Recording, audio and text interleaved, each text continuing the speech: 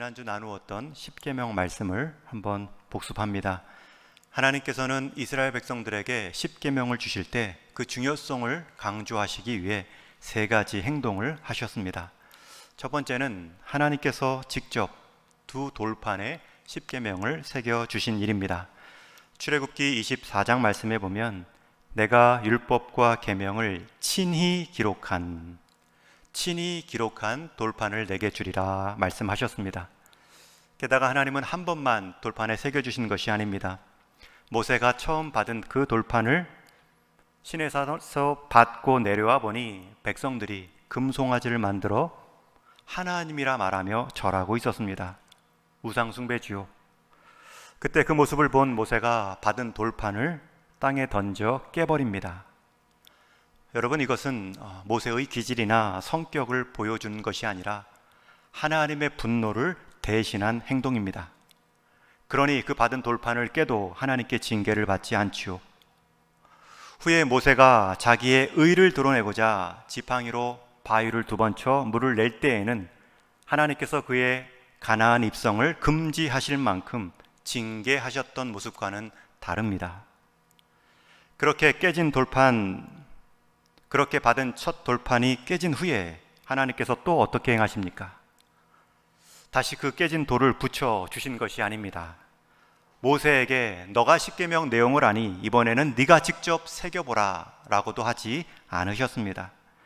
출애굽기 34장 말씀에 보면 여호와께서 모세에게 이르시되 너는 돌판을 처음 것과 같이 다듬어 만들라. 내가 깨뜨린 처음 판에 있던 말을 내가 그 판에 쓰리니. 하나님께서는 두 번째에도 직접 친히 그 십계명을 새겨 주셨습니다. 그리고 두 번째, 하나님께서 십계명의 중요성을 강조한 행동은 법궤에 그 돌판을 담아 성막과 성전에 보관케 하신 일입니다. 여러분, 그 돌판을 보관하게 하셨다라는 말은 그 십계명이 단회성으로 쓰였다는 뜻이 아닙니다. 출애굽기 1세대 광야에서만 필요한 말씀도 아니었고 가나안 1세대, 가나안에서 살아가야 할 가나안 2세대들에게도 주신 말씀입니다. 그러나 거기서 끝나지 않죠. 오고 오는 모든 세대가 잊지 않고 주목하도록 가장 중요한 하나님의 임재의 자리에 두도록 명하셨습니다. 여러분, 이 돌판을 법궤에 담아 성막에 성전에 보관토록 하신 것은 하나님이 자신의 임재와 자신이 직접 새겨주신 그 말씀을 동일시하는 권위를 세워주시는 행동입니다. 게다가 세 번째 행동은 그 십계명을 주시는 방식조차 명령형 표현들이지만 대화체로 주십니다. 나는 너를 애굽 땅에서 구원해낸 하나님이다. 그렇게 십계명을 주신 하나님을 소개함으로 이 십계명의 목적을 먼저 밝히 알려주셨습니다. 즉, 이 십계명은 애굽의 종살이에서 해방된 사람들에게 주셨다는 것입니다.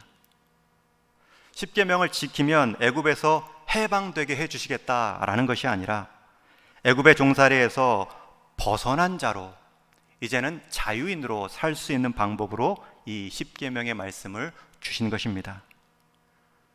여러분, 십계명은 우리가 애굽 종살이에서 벗어날 구원받을 만한 자로 테스트 받기 위한 채점표로 주신 말씀이 아닙니다.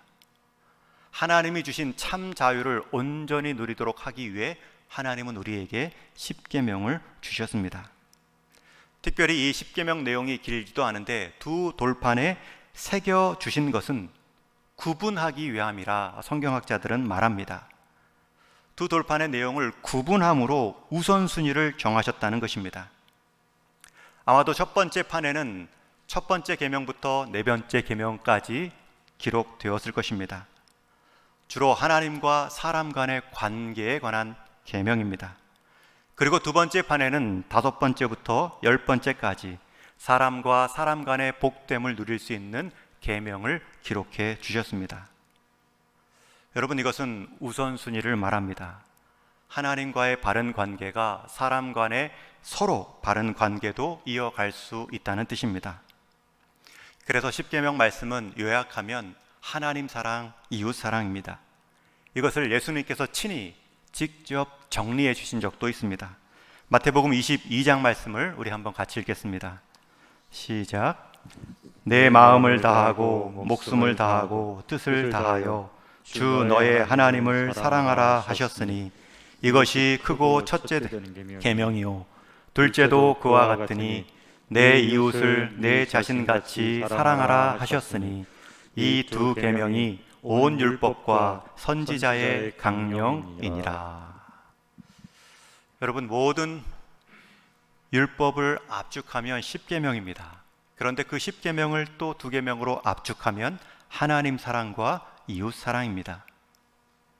이렇게 10계명의 말씀은 우리에게 애굽의 종살이에서 벗어난 그 자유를 온전히 누리게 해주시는 은혜의 말씀일 뿐만 아니라 모든 율법, 모든 선지자들의 기초와 뿌리가 되는 말씀인 것입니다.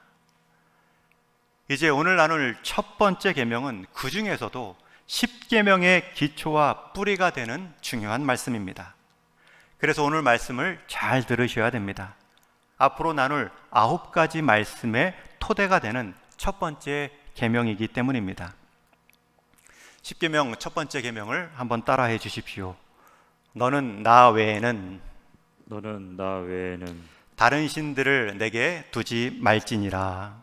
다른 신들을 내게 두지 말지니라. 이번 기회에 외우는 마음으로, 외우시겠다는 다짐으로 한번 더 따라해 주십시오. 너는 나 외에는 다른 신들을 내게 두지 말지니라. 다른 신들을 내게 두지 말지니라. 여러분, 이 내용이 첫 번째 계명입니다. 왜 이 계명을 첫 번째, 하나님과의 관계 안에서도 첫 번째 계명으로 주셨을까요? 그 이유는 우리가 그렇게 지음받은 존재이기 때문입니다. 우리가 그렇게 해야만 하나님이 주신 복을 누릴 수 있는 존재이기 때문입니다.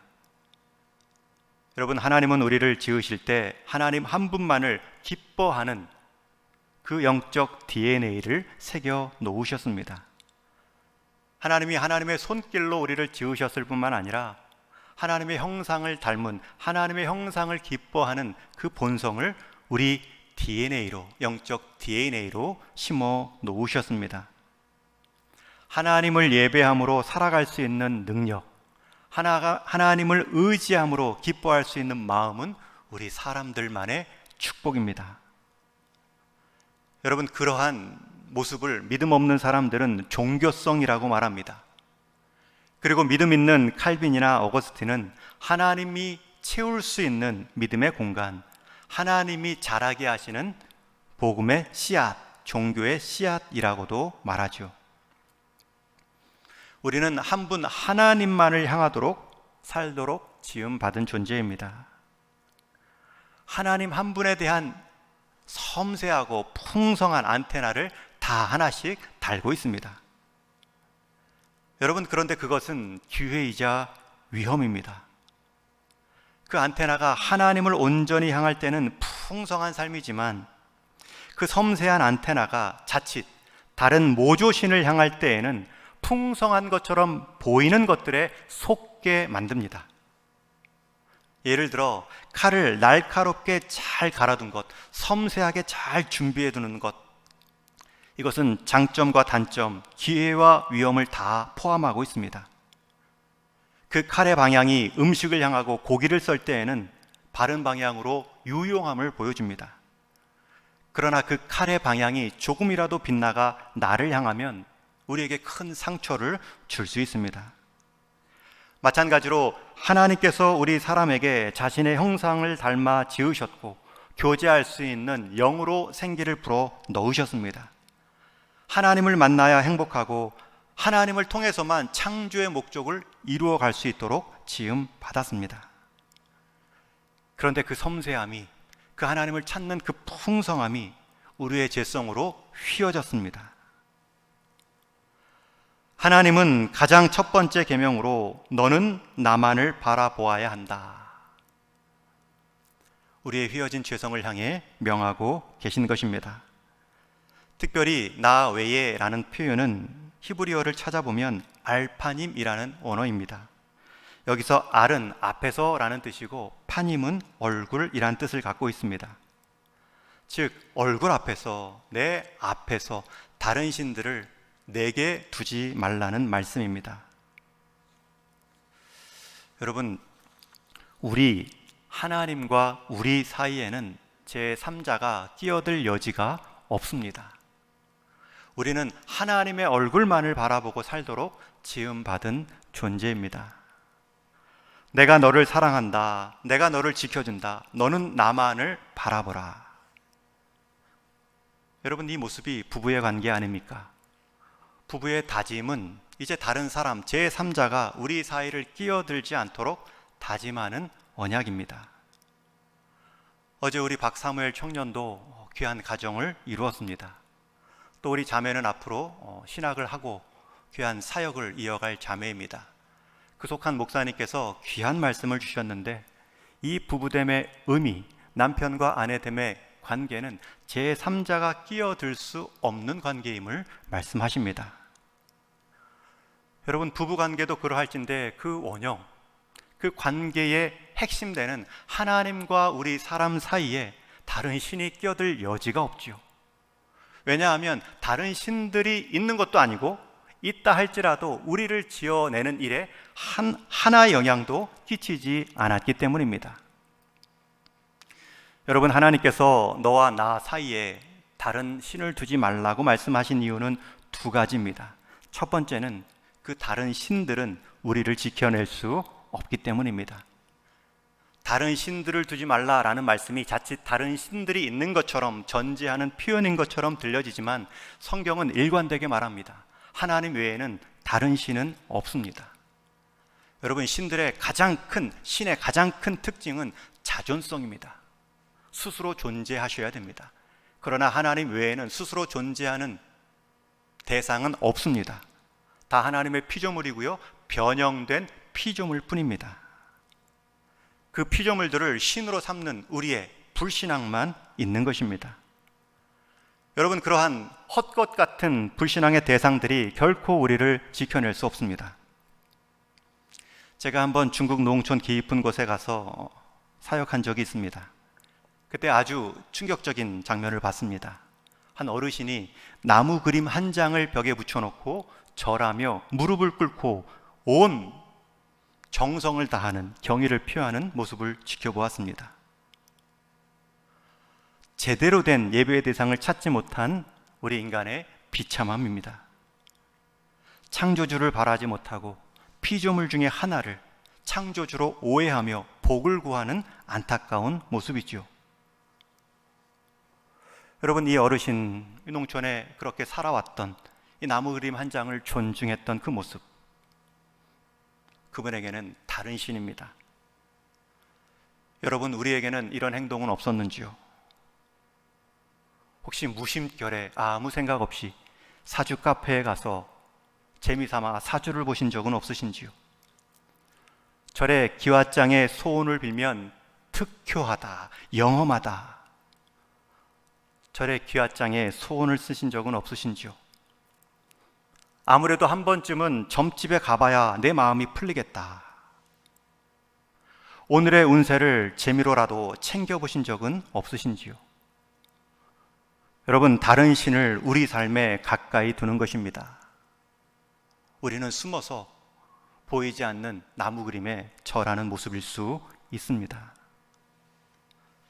두 번째로, 나 외에는 다른 신을 두지 말라라고 말씀하신 이유는 그만큼 다른 신들을 찾을 때 우리 인생은 참되신 하나님으로부터 멀어지고 돌아가는 고달픔을 겪게 되기 때문입니다. 하나님과 나 사이에 다른 개인물들이 많으면 그만큼 더 풍성할 것 같지만 더 공허해질 뿐입니다. 하나님과 나 사이에 부족한 것들을 다른 신들로 채우면 목마르지 않을 것 같지만 더 허기질 뿐입니다. 그만큼 결국 돌고 돌아 하나님께로 나오는 것입니다. 우리가 다른 신을 나도 모르게 세워놓을 수 있습니다. 그때에는 빨리 깨닫고 돌아오셔야 됩니다. 우리가 하나님을 알아가는 일에는 인생 전 시간이 필요하지요. 서두르지 않아도 되고요, 급하지 않고 차분하게 하나님을 닮아가는 모습이 필요합니다. 그러나 내가 다른 신 앞에 서 있다라는 마음이 들면 빨리 돌이키셔야 됩니다. 결국 돌아올 길 더 멀리 가지 않도록 서둘러 돌아오셔야 됩니다. 왜냐하면 그것들이 우리를 지켜내지 못하기 때문입니다. 그만큼 우리 인생 하나님이 정하신 길로부터 멀어지게 만들기 때문입니다. 여러분, 이제 가나안 땅을 눈앞에 둔 이스라엘 백성들에게 있어서 이 첫 번째 계명은 그저 말씀만으로 끝나지 않고요, 실제화가 됩니다. 지금까지 광야에서 유목을 통해 이동 생활을 했던 광야 1세와는 다른 가나안 땅에서는 이제 정착 세대로 살아갑니다. 정착했다라는 말은 농경 문화가 시작된다는 것입니다. 이제 그곳에 들어가 이미 농경 생활을 했던 가나안 사람들의 문화가 자기도 모르게 스며들어옵니다. 그 당시 가나안 땅 사람의 대부분들은 농경신으로 불리웠던 바알신을 섬기며 비를 관장했던 신으로 알려진 그 바알신을 우상 숭배하며 농업을 지었습니다. 여러분, 비가 얼마나 중요합니까? 며칠이라도 비가 오지 않으면 별 생각이 다 들 수 있지요. 심지어 다른 신마저 끌어오고 싶은 유혹이 있습니다. 이스라엘 백성이 그러했습니다. 광야의 신 하나님이 있고요, 가나안의 신 바알이 있습니다. 내 일상에 하나님의 신이 있고요, 농업의 신 바알이 있습니다. 이스라엘 백성들은 이렇게 말할 겁니다. 우리가 하나님을 부정하는 것이 아닙니다. 우리가 하나님을 섬기지 않는 것도 아닙니다. 하나님은 애굽의 하나님, 광야의 하나님이시면 족합니다. 그러나 이 가나안의 하나님, 이 농업의 하나님은 바울도 우리가 섬길 것입니다. 오히려 그 바알을 통한 농업의 수확을 가지고 하나님을 섬기면 더 복된 것이 아닙니까? 여러분, 그럴 때에 이 엄중한 십계명의 첫 말씀은 실제화가 됩니다. 너는 나 외에는 다른 신들을 내게 두지 말지니라. 항상 이스라엘의 문제는 이 양다리였습니다. 하나님을 부정한 것이 아닙니다. 하나님을 섬기지 않은 것도 아닙니다. 하나님도 좋지만 하나님이 주지 않는 그 무엇을 위해서는 다른 신을 찾겠습니다. 하나님의 절대성을 무시한 모습입니다. 여러분, 우리가 잘 아는 솔로몬 왕은 말년에 바로의 딸 외에 여러 이방 여인들을 사랑했다, 성경은 기록합니다. 그리고 그 여인들을 사랑한 이유를 이렇게 기록하고 있죠. 우리 열왕기상 11장 말씀 같이 읽습니다. 시작.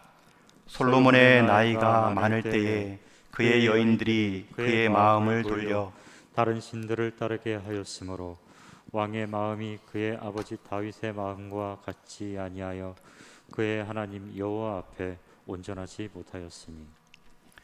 여러분, 솔로몬 왕이 여호와 하나님을 섬기지 않은 것이 아닙니다. 마지막 표현에 보면 그의 하나님 여호와 앞에 있습니다. 그러나 온전하지 못하게 있습니다. 다윗의 마음은 온전하게 있었지요. 이 성경에서 말하는 온전함은 끝까지라는 뜻입니다. 변치 않고라는 뜻을 갖고 있습니다. 솔로몬이 하나님을 경배하지 않은 것이 아닙니다. 문제는 다른 이방신도 함께 경배했다는 것입니다. 하나님을 섬기면서도 다른 신을 둘 수 있었던 것은 내가 여인들을 사랑할 때는 이 여인들이 사랑하는 신도 사랑할 수 있다. 여러분, 이 솔로몬 다음 세대부터는 본격적인 우상 숭배의 삶으로 빠져들어갑니다. 그런데 이 솔로몬 왕의 문제가, 이 이스라엘 백성들의 문제가 그들에게만 해당될까요? 우리에게는 학교에서는 학교의 신이 있지 않은지요? 일터에서는 내가 따르고 싶은 일터의 신이 있지 않은지요? 가정에는 하나님보다 더 앞세운 우리 가정만의 이기주의의 신은 없는지요? 우리에게 신처럼 군림하려 하는 것들이 얼마나 많습니까? 얼마나 세상에 좋은 것들을 약속하고 보장하며 나를 숭배하라, 따르라 유혹하고 있습니까? 우리가 하나님을 무시하지는 않습니다. 그러나 하나님이 할 수 없는 부분도 있다 여기며 하나님이 하는 일이 다 옳다라고 여기지 않으며 나만의 신을 만들고 섬기려 하는 유혹이 있습니다. 우리는 주일에는 하나님을 섬기고 싶어 합니다. 그러나 주일 외에는 하나님 외에 다른 신도 섬기고 싶은 유혹이 있습니다. 우리는 교회 안에서는 하나님을 찾습니다. 그러나 교회 밖에서는 하나님 외의 것들을 찾고 싶은 마음이 있습니다. 우리는 내 교회 직분 안에서는 하나님을 섬기는 일을 하고 싶지만 내 가정에서, 내 사회에서, 내 이웃에서의 나의 직분에서는 하나님을 섬기며 하듯 하려는 마음을 놓을 때가 많지요. 대신 세상의 방법, 세상이 추구하는 원리 따라 쫓고 싶은 마음들이 있습니다. 특별히 이스라엘 백성들이 가나안 거민들의 풍요함, 안락함을 보며 그들이 믿었던 그 신에 빠져 들어갔던 것처럼 신이야 많으면 좋겠지, 하나님을 부정하는 것도 아닌데 우리를 더 잘 살게 할 수 있는 신이 있다면 우리는 헷갈리기 시작합니다. 돈이 최고라는 가치가 은연중에 우리 생활 방식에 스며들어와 우리의 삶을 좌지우지하고 있습니다. 우리의 사는 배경이, 우리가 갖고 있는 학력이, 우리의 권력이 우리의 신이 될 수 있습니다. 지난주 금요일 사도행전 14장 말씀을 가지고 기도의 제목을 삼아 기도했습니다.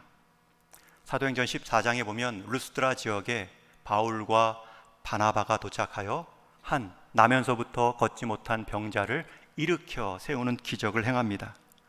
그러자 그 루스드라 지역에 있던 사람들이 자기 방언으로 놀라며 신이 우리에게 내려왔다 소리 지릅니다.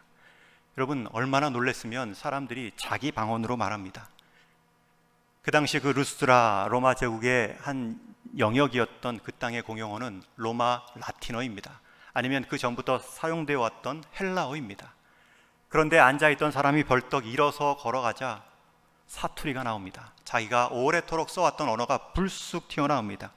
그 언어로 한 말이 신이 사람의 모양으로 내려왔다. 여러분, 이 놀란 사람들의 모습보다 더 놀란 사람이 있었죠. 바울과 바나바입니다. 이 선한 기적이 하나님을 드러내지 않고 자기가 신들이 되는 모습 가운데 당황해야 합니다.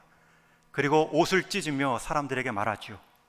내가 이 기적을 행할 수 있었던 것은 이 모습, 이 헛된 일을 버리고 살아계신 하나님께로 돌아오게 함입니다. 여러분, 여기서 말하는 헛된 일은 이 우상 숭배처럼 사람을 높이는 그들의 모습이었습니다. 반대로 헛되지 않은 일이 무엇입니까? 이어져 나오는 하나님께로 돌아가는 일, 천지와 만물을 지으신 하나님께로 돌아가는 일이 헛되지 않습니다. 여러분, 바울과 바나바가 순간 높여지는 가운데 알았죠. 유혹에 빠지지 않습니다. 사람을 높이는 것, 높아진 사람을 의지하는 것이 그 끝이 얼마나 허무할 수 있는가. 그러나 허무하지 않은 일을 선택합니다. 천지 만물을 지으신 하나님께로 돌이키는 것입니다. 자기가 높아질 수 있는 기회마저 사용하여 하나님을 드러내는 일 가운데 바울과 바나바가 사용했습니다. 너는 나 외에는 다른 신들을 내게 두지 말지니라. 바울과 바나바가 그 순종을 이어가고 있습니다. 우리가 신을 만들라고 우리가 지음받은 것이 아니라 참된 신 하나님이 우리만을 지으셨다는 것, 우리만을 창조하시고 구원하셨다는 것을 아는 것이 지혜입니다. 그럼에도 우리가 하나님 외에 다른 의존의 대상을 더 크게 찾는다면 우리는 생명이 없는 마네킹을 껴안고 좋아하는 어리석은 모습과 같습니다. 여러분, 생명 없는 마네킹, 아무리 물어도 대답하지 않습니다. 손이 있어도 도울 수 없습니다. 오히려 우리에게 짐이 될 것입니다. 그 말씀을 시편 115편의 저자는 이렇게 하나님과 이방신들에 대해 비교하며 말씀하죠. 우리 시편 115편 말씀 같이 한번 읽겠습니다. 시작. 그들의 우상들은 은과 금이요 사람이 손으로 만든 것이라. 입이 있어도 말하지 못하며 눈이 있어도 보지 못하며 귀가 있어도 듣지 못하며 코가 있어도 냄새 맡지 못하며 손이 있어도 만지지 못하며 발이 있어도 걷지 못하며 목구멍이 있어도 작은 소리조차 내지 못하느니라. 우상들을 만드는 자들과 그것을 의지하는 자들이 다 그와 같으리라. 여러분, 이 말씀은 이 십계명 첫 계명을 쉽게 풀어쓴 내용입니다. 여러분, 바보 노릇하지 마십시오. 살면서 문제나 위기나 비극도 만날 수 있습니다. 그러나 그 상황에서 만약 잘못된 신마저 찾으며 잘못 구한다면 대답을 얻지 못할 것입니다. 오히려 삥 돌아갈 것입니다. 여러분, 하나님은 눈이 없습니다. 그러나 우리를 굽어 살피십니다. 시편의 많은 저자들이 나를 굽어 살피시는 하나님을 노래하고 있습니다. 여러분, 굽어 살핀다는 표현은 허리를 굽혀 자세히 본다는 뜻입니다. 대충 존재 정도만 느끼는 힐끗 보시는 분이 아니십니다. 여러분, 하나님도 귀는 없습니다. 그러나 하나님은 우리의 소리를 들으십니다. 우리의 기도를 들으십니다. 그것도 마음으로 쏟아내는 그 기도들을 하나님은 중심으로 들으십니다. 그러니 많은 시편의 기자들은 너희 마음을 하나님께 토하라 격려하고 있습니다. 하나님은 코도 없습니다. 그러나 하나님은 우리의 향을 맡으실 수 있습니다. 죄악의 낌새를, 악취를 맡으시면 하나님은 우리 인생에게 경고하십니다. 만약 우리 삶이 향기가 아닌 불쾌한 냄새로 살아가고 있다면 하나님은 그것을 알아채시고 자신의 뜻에 더욱 순종하도록 하나님은 우리에게 일깨워 주십니다. 여러분, 하나님은 손은 없지만 우리를 위로해 주십니다. 어루만져 주십니다. 여러분, 하나님은 발은 없지만 우리가 혼자일 때마다 찾아오십니다. 구석에 있어도, 심지어 시편 저자의 표현처럼 바다 끝에 거할지라도 날개를 펴시며 찾아오시는 분이 바로 우리 하나님이십니다. 그러니 이어지는 시편의 말씀이 이렇게 끝나지요. 우리 계속 시편 115편 읽겠습니다. 시작. 이스라엘아, 여호와를 의지하라. 그는 너희의 도움이시요 너희의 방패시로다. 여호와를 경외하는 자들아, 너희는 여호와를 의지하여라. 그는 너희의 도움이시요 너희의 방패시로다. 여호와께서 우리를 생각하사 복을 주시되 아론의 집에도 복을 주시고 복을 주시며 높은 사람이나 낮은 사람을 막론하고 여호와를 경외하는 자들에게 복을 주시리로다. 여러분, 중간에 보면 여호와께서 우리를 생각하사, 하나님은 뇌가 없으신데 우리를 생각하시는 분입니다. 그것도 무엇을 줄까, 무엇을 세울까, 항상 우리의 연약함을 살피며 생각하시는 하나님이십니다. 여러분, 이 하나님을 의지하지 않는 인생 많고 이만큼 어리석고 바보스러운 삶이 어디 있겠습니까? 우리가 그러한 하나님을 찾는 마음으로 이 시간 예배하고 있는 것은 아닙니까? 여러분, 지금 온라인으로 참여하는 여러분의 모습이 바로 여러분이 하나님을 인정하는 첫 계명을 드러내 보이는 태도입니다. 여러분의 마음가짐은 어떻습니까? 여러분의 복장은 어떻습니까? 여러분 함께 찬양할 때 여러분의 찬송의 목소리는 어떻고, 기도할 때의 기도의 마음은 어떠십니까? 혹시 핸드폰 앞에 두시고 예배 드리실 때에 핸드폰 문자 오면, 카톡 오면 바로 대답하느라 예배의 방해를 받고 있지는 않으신지요?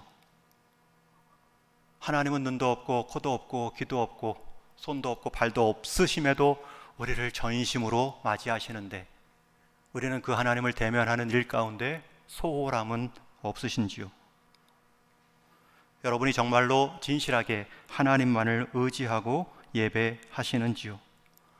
내 삶의 절대적인 권위를 하나님께 맡기며 우리 가정의 가장 되심을 인정하고 내 사업장의 최고의 상사, 내 가게의 사장님으로 모시며 자리를 지켜나가고 계신지요? 그렇다면 여러분들은 감히 말할 수 있습니다. 하나님 외에는 다른 신들을 섬기지 않습니다.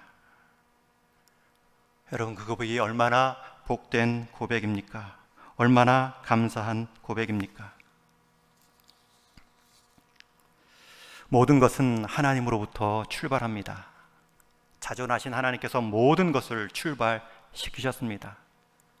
그리고 그분과의 관계의 대상으로 우리 사람, 우리 성도가 지음 받았습니다. 여러분, 그분뿐입니다. 그러나 우리의 죄성은 자꾸 그분 말고도 자꾸 부추깁니다.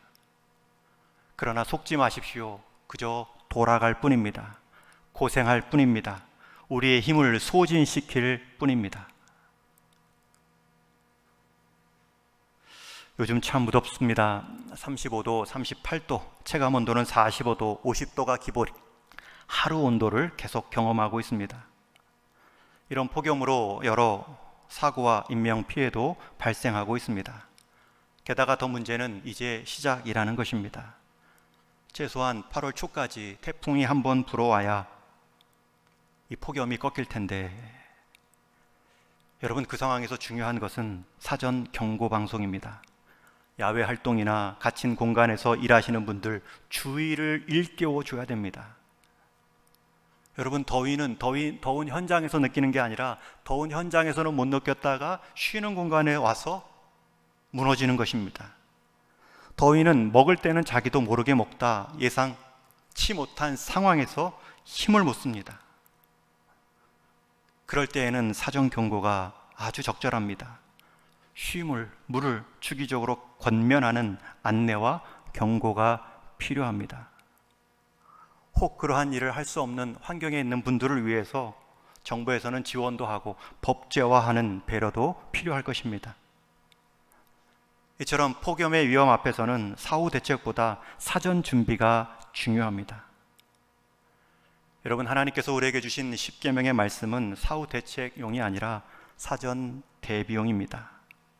사고 후에 119 구급차로 주신 말씀이 아니라 사전에 위험을 알리는 경찰차의 역할로 하나님 앞에 온전함을 누리고 잃지 않도록 주신 예방 백신과 같습니다.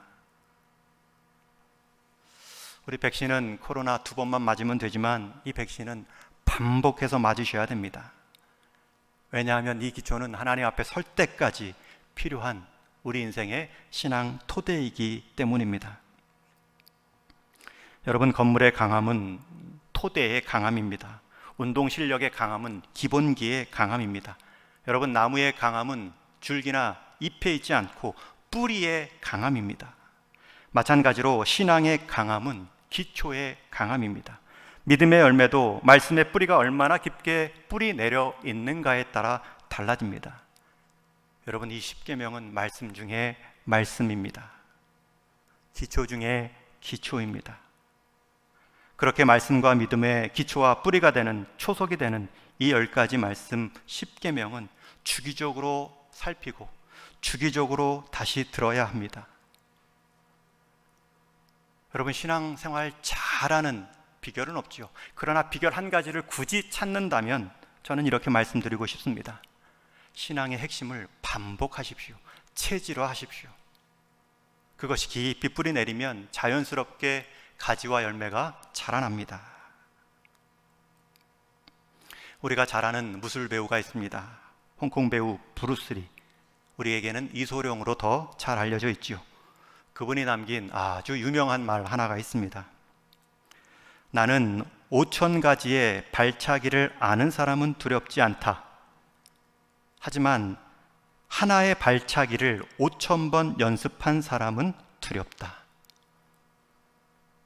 여러분, 발차기 5,000가지를 아는 사람을 두려워하지 않고요, 한 가지를 5,000번 연습한 사람을 두려워한다. 무술이는 말합니다. 여러분, 헛된 신 5천이 두려운 존재가 아닙니다. 참된 신 하나님을 우리가 온전히 5,000번 이상으로 경험함이 필요합니다. 제가 말씀을 준비하며 최근에 읽은 책 한 권을 소개하고 말씀을 맺겠습니다. 미국 맥스 루카도 목사님이 쓰신 은혜가 내 안으로 들어오다 라는 책에 하나님이 우리를 위하시면 이라는 짧은 글이 있습니다. 제가 읽어드리겠습니다. 하나님께서 당신을 위하신다. 그럴 가능성이 있다거나 그런 적이 있다거나 예전에 그러했다거나 그랬을 것이라는 말이 아니라 지금 그러하시다라는 말이다. 오늘 바로 이 순간 이 문장을 읽고 있는 바로 지금 길게 줄을 서서 기다릴 필요가 없고 오늘은 안 되니 내일 다시 오라거나 하는 일도 없다. 그분이 당신과 함께 계신다. 그분의 성실하심은 당신이 좀 나아진다고 해서 더하지도 좀 나빠진다고 해서 덜하지도 않을 것이다. 하나님께서 당신을 위하신다. 옆을 보라. 달리는 당신을 응원하시는 하나님이 계신다. 결승점 지나서 누가 있는지 보라. 당신이 한 발을 내디딜 때마다 성원하시는 하나님이 계신다. 너무 지쳐 더 이상 달릴 수가 없는가? 그때는 그분이 당신을 등에 업고 달리실 것이다. 너무 용기가 안 나서 싸울 수 없겠는가? 그분이 당신을 안아 일으켜 주실 것이다. 하나님께서 당신을 위하신다. 그분이 달력을 가지고 계신다면 당신 생일에 동그라미 표시를 해 놓았을 것이다. 그분에게 자동차가 있다면 차 범퍼에는 당신의 이름이 쓰여 있을 것이다.